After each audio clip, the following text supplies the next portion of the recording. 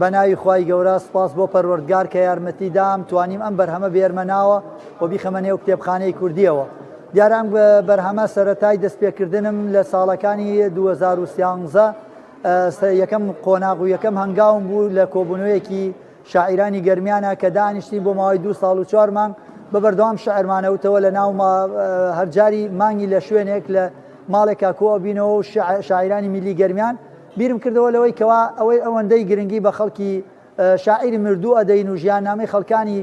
مردوو باسەکەین ئێمە گرنگی بە ژیانی زیندوەکان دەین بۆی بەرهەمی زیاتریان بێ بۆی زیاتر گەشە بە شعرەکانیان بدەن بۆی زیاتر بەرهەمی جوانتر بێنە نێو کتێبخانەی کوردیەوە هەستان بە نووسینەوەی ژیاننامەی ئەم شاعیرانە و بەشێ لە شعرەکانم وەرگرتە و دوجار وتەیەکی گرنگیانم وەرگرتە لە نزیکەی 15 پرسیارم لەو شاعیرە کردە دوایە داڕشتنەوەم بۆ کردە و کورتەیە لە ژیانی نووسیە لە تەک پارچەیە لە شعرەکە. دیارە ئەمە بەرگی یەکەمێتی کە پێکاتێ لە 111 شاعیر و ئەم 111 شاعرە بەرگی یەکەمە فکرە و بیر و باوەڕەکەمەوەیە قەنەعەتم وایەکەوە بیکەمە سێ بەرگی دووەم و سێمیشی ماوە خۆی بینێتەوە لە 111 واتە 333 شاعیر لە حوزەی گەرمیانە کە لە کرماشان و هەتاوە کۆگێتە کەرکووک و دەربەنیخان و چەمچەماڵ و دوجار تێتەوە بۆ حوزەی حەمرین ئەمە پێڵێن حوزەی گەرمیان پێکاتێ لە بەشێک لە ژیاننامەی شاعیرانی گەرمیان ئینشاءالله پشتیوان بەخوای گەورە لە داهاتوە ئەو بەرگەکانی تریشی لە چاپە دەم و ئێستا لەو شاعیرانە بەداخەوە 5 لەو شاعیرانەی لە ئەسنای ئامادەکردنی ئەم شعرا ئەم کتێبە ئەم بەرهەمە خوای پەروەردگار ڕۆحی بردنەوە بۆ لای خۆی و بەڕاستی دوعای خێران بۆکەن خوای پەروەردگار لە گوناهیان خۆش بێ و ئەوانەیشی کە زیندون بۆیە ویستم ئەوانەی کە زیندون بە چاوی خۆیان بەرهەمەکان خۆیان لە نێو کتێبی و پەرتووکێکی شعریا ببینەوە بۆیە هەستان بە لە چاپدانی ئەم کتێبە دوعای خێرم داوای دوعای خێران لێ ئەەکەم بۆ سپاسی ئامادەبوونیان کەم سپاس بۆ ئەو کەسانێکی کەوا هاوکارم بوون یارمەتی دەرم بوون ئاسانکاریان بۆ کردن بە تایبەتی مامۆستا مستەفا سەعید دکتۆر زانیار و هەروەها مامۆستا مەلا جاسم و هەروەها کاک ستار میرزا و هەروەها کاک نیعمەت و هەروەها کاک فەرهاد سەرۆکی وەزی تیلەکۆ سپاس بۆ هەمووانەی کە هاوکارم بوون هەروەها چاپەمەنی مەروان و شاڵا و سپاس بۆ ئەو بەڕێزانەی کە هاوکارم بوون دەستخۆشیم بۆیان هەیە و پشتیوان بەخوای گەورە بەرهەمی داهاتووشم لە چاپدانی مێژووی هۆزی مێژوو ڕەچەڵەکی هۆزی تیلەکۆیە ئەگەر خوای پەروەردگار تەمەنی باقی کرد ئەویش بە چاپەگەێنم کە زیاتر لە 27 ساڵە سەرقاڵیم و خەڵکێکی زۆر چاوەڕوانیم لێیەکە ئینشاڵڵا لە جێی هیوای ئەو خەڵکا بم و جێی هیوایانە بووم بە چاپێگەێنم. دیارە ناوڕۆکی ئەم کتێبە خۆی لەوا بینێتەوە بەشێکە لە ژیاننامەی شاعیر کە 111 شاعیرە و هەروەها ئەو بوارم بۆ دیاری نەکردن بە تایبەت بەڵام چەند بوارێکم دەستنیشان کردەوە کە بواری کۆمەڵایەتی ئاینی نیشتمانی نەتەوەیی ئەوانەی کە زیاتر شعری واقعی ژیانی خەڵکن ئەو شعرانە هەڵبژاردە بە ڕەزامەندی شاعیر خۆی دیارە شاعیر هەرچی پێ باش بۆ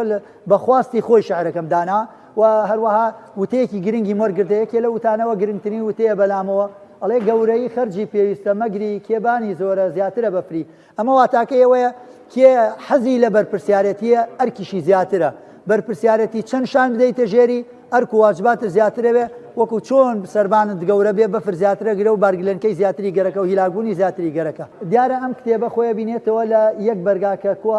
کۆی 111 شاعیری گەرمیانە لە 332 لاپەڕە پێکاتە و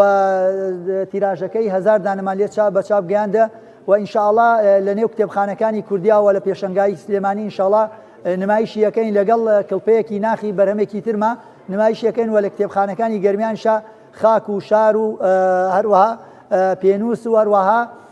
چاپەمەنی مەروانیش لە ناحی ڕزگاری نووسەر خوێنەر ئەتوانێت لێ دەستی پێی بگات و هەرچەنە لەم ناساندنا سەرجەم ئامادەبووان دانێکمان بە دیاری پێبەخشین بۆ ئەوی کەوا دڵخۆش بن بەو بەرهەمەی کەوا ناوی خۆیانی تیاوە هەروەها ئەو کەسانش کە ماندوو بوون لەگەڵمان و تەشریفیان هێنا بۆ ئامادەبوونیان لە کۆڕەکەمانە بەڕاستی ئەوەمان بە زۆر بزانن هەرچەنە تەنها ئەمەمان پێکرا خزمەتیان بکەین خۆزگە خزمەتی زیاترمان کرایان لە خزمەتیانە زیاتر بووین سپاس بۆ ئەدەب دۆستان بۆ شاعیران بۆ خەڵکی ئاکادیمی دکتۆری زانکۆ خەڵکانی خاوەن بڕوانامە کە هەستی بەرپرسیارەتیان وای لێ کرد ئامادە بن لەم کۆڕا سپاسیانەکەم جارێکی ترخوای گەورە پاداشتی هەموو لایەک بلاتەوە. بۆ یەک بەیتەوزێ خەڵک دوو هەفتەیە خەڵەتی بۆ دەشبۆی و بەیتەوا دەچێت بە هیچ و بەلاش نەگرێ بەهانە بۆ مۆمی ژینم بسووتێ تەواو لە تەنگانەدا دەرم کا لە داو. وەڵام مامۆستا سەردار من لە زووە ئەیناسم و هاتووە ئایلەیشمانەیەوەیە کۆپیاوێکی زۆر بەرز و سەبرێکی عەجایبی شێڕاستی ئەمەدە 12 ساڵە خەریکەم کتێبەیە پێم خۆشە ئاواتوانی تەواوی کە لە ڕاستیان من وەتەمانە و تەواویکی لە خوا بەزایەوە سەرکەوتووە کتێبەکەشمان ئێستا وەرەرین لە خوار و دەستی خۆشویاخ وەڵڵاهی تا زۆر گرنگە هەتا بێژی گرنگە لەبەرەوەی تۆ ئەتوانی جگە لەوەی دڵی خەڵکی پێخۆشەکەی لەوانەیە پێکەنینێکی تیاوێت لەوانەیە دەرز و دروستێکی تیاوێت لەوانەیە زۆر جار ئەسڵاحێکی پێ بکەیت ئەبێشتەکان شتێکی حەزەکەم چونکە ئەمێنێتەوە مڵکەوە سەری تۆ دوایی ئەگەر خراوێ بۆ دنیا و بۆ قیامەتیش جوانی ئەگەر باشوێت لە هەردوو لە بەرهەمەکەی خۆیت وایە گەنجان لەوانەیە ئەوانش بەرنامەیەکی تازیان وێکو ئەم فەیسبووکەرە بەزمە سێرین بەڵام پیاوە قەدیمەکان و ئیسا دێوەخانەکان گەرمەون وەیسا ئستا دێوەخانەکان بەردەوام قاڵ و دەمەتەقە و داوەت و داوەتکاریاتیا زۆر کێشەیشی تیا حەلەکرێ هەستەکەم لەو کاتانە زۆر جارە نێر شوێن کاکە شعرێکمان ببێژە مەردی خوا تێنە شوێنی تا شوێنە شوێنەکەی خۆی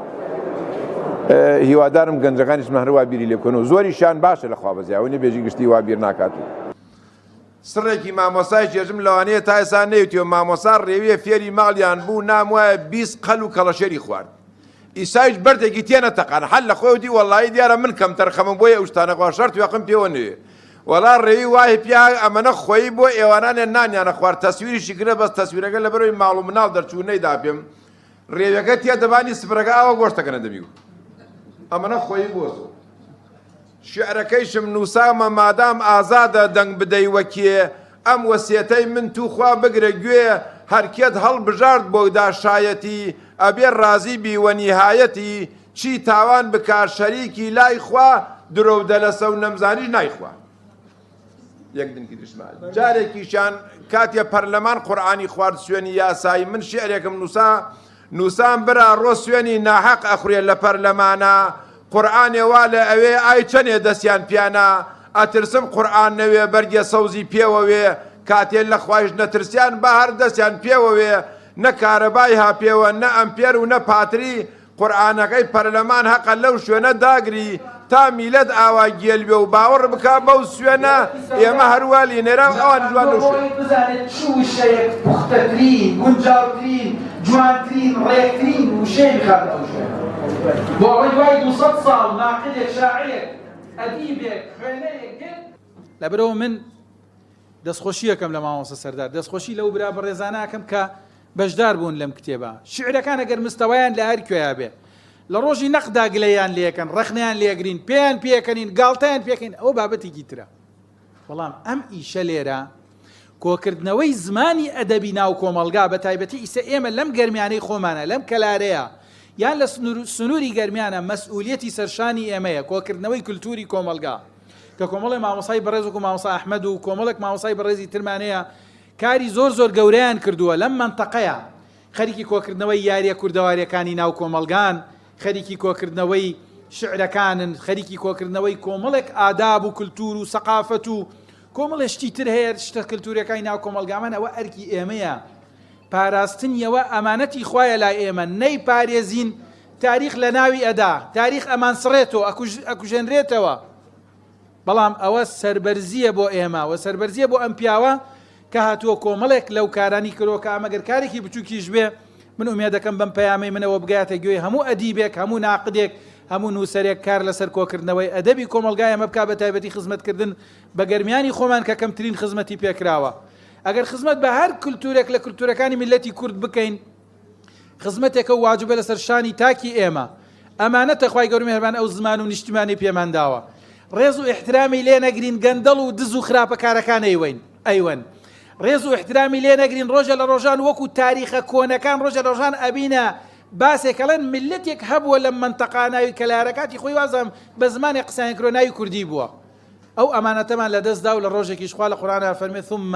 لتسألن يومئذ عن النعيم پرسیارمان لێ ئەکرێ زمانەکەمان داپێت نیشتیمانمان داپێت عەرزمان داپێت ئاومان داپێت چیت بۆ کرد تو هەردانیشی تێی پەڕێنیوە دیار تیکتۆک و سەری ڤیدیۆ بکە و پێ بکەنی وازای دنیا بەس ئەوەیە ئەمە ئەرکی گشتمانە هەموو ئەمانە کارێکن گشتی وە قیامەت ئەکرێ وەکو چۆن نوێژ و عیبادەت و ڕۆژ و شتەکانەکەی کارکردن بۆ خاکەکەت بۆ وڵاتەکەت بۆ خانوەکەت دابینکردنی نان بۆ ماڵ و مناڵەکەت پێغەمبەر سەڵات و سەلامی خوای لەسەر بێ فەرمێ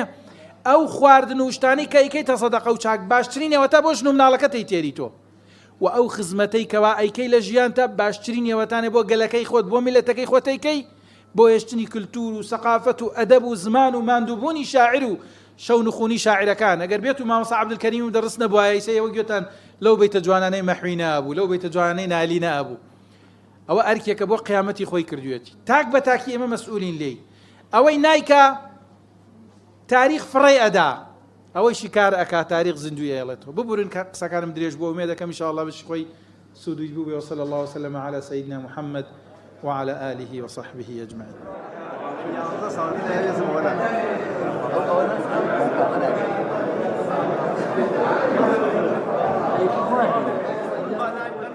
بەڵێ دەستخۆشیم هەیە بۆ مامۆستا سەردار کە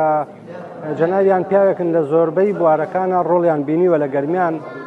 و یەکێک لەو بوارانەی کە ئیشی تیا کردووە ئەدەبی کوردیە.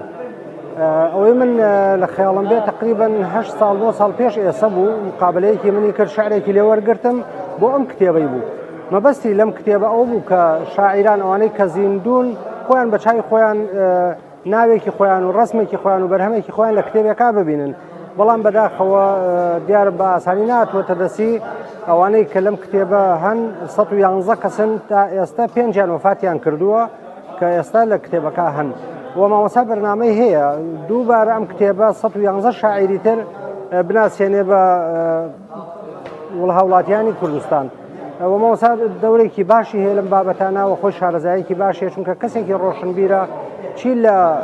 شریعەتی ئیسلامی چی لە شعر و ئەدەب و ئەوانە هەمووی شارەزایەکی باشی هەیە. ئەوە دووبارە سوپاس و ڕێزم هەیە بۆی خوای گەورە مۆفەقکە و چاوەڕوانی بەرهەمی تری لێکە ئینشاءڵڵا. مامۆستا سەردار برادەری منە چەند ساڵێکە الحەمدولillah ئەوەنە من لێی تێگەیشتم پیاوێکی مؤەدەبە پیاوێکی بەڕێزە پیاوێکی قەومدۆسە پیاوێکی زباندۆسە و پیاوێکی شاعریشە و پیاوێکی دینداریشە ئینشاءالله من هیوادارم خوای گەورە سەرکەوتوو بکە لە دنیا و لە قیامەتە خۆیشی و عایلەکەیشی محتەرەم و بەڕێزن بەڕاستی خەڵکێکن بۆ ناو کۆمەلگا باشن بۆ ناوی خەڵکی باشن ڕاستیە من پێم خۆشە دائیمەن مامۆستا شوێنی چاک بێ شوێنی بەڕێز بێ و ئینشاءالله هیواداریشم لەم هینا لەم انتخابەتە دەرچێت ئینشاءالله و من خۆم دەنگی پێ ئەدەم و ئینشاءالله دەری دەچێت. هەگەرچی وەک شعورم شعرەکانیشم پەرێشانە مکەڕەڕ بوو قەسیدەی بردەنەش ئەی عالەمی پڕ کرد بفەرموو بەم قەسیدەی کوردنەوە بەینەش ئەپێوانە